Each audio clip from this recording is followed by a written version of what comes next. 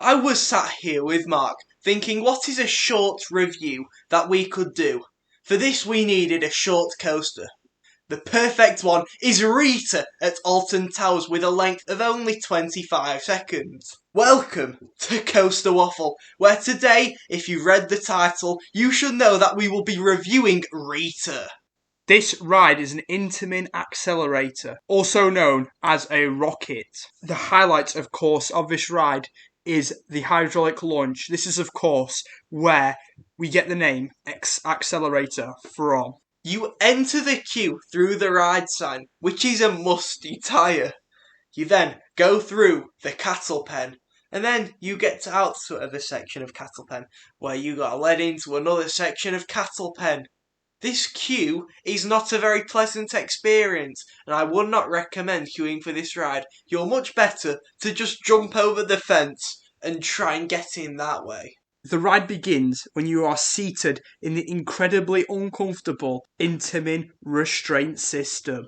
Depending on how stingy your ride-up is, you may end up having absolutely no room to breathe during this ride. However, due to the short duration of the ride, you should be able to survive with just minimal ribcage damage. Now, the obvious effect of the tight restraints is that you experience little airtime on this ride. And when you do experience airtime, you bash against the restraints, which is obviously fun. However, if you do get lucky with your ride-up, you might be able to salvage a slightly enjoyable experience from this ride, as I got on my last time I went on it.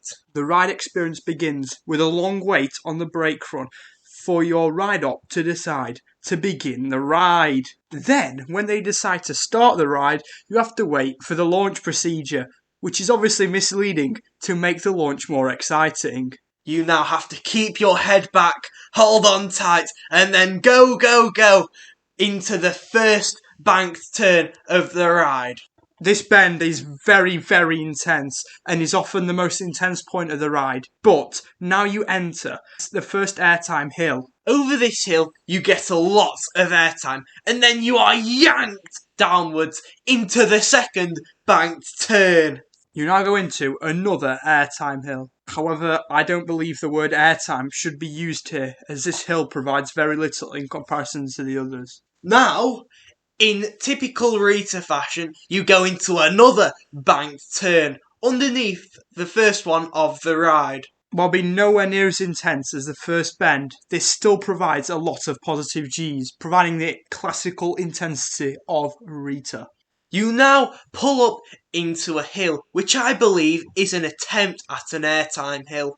I say attempt because it's the most forceless spot on the ride, and that includes the turnaround after the brake run. You now receive the final pop of airtime of the ride, which takes you into the brake run. This element really does provide the peak of airtime on this roller coaster, and often catches you off guard. Now, the ride has concluded as fast as it began, and the entire duration is probably shorter than the hydraulic launch mechanism fire up in the first place. However, this may not be the end of your experience with Rita, because like a lot of other unreliable Intamins, you can get stuck on the brake run. Woo! Now, we are going on to our final thoughts of this roller coaster and the rating. Personally, I believe Rita is terrible.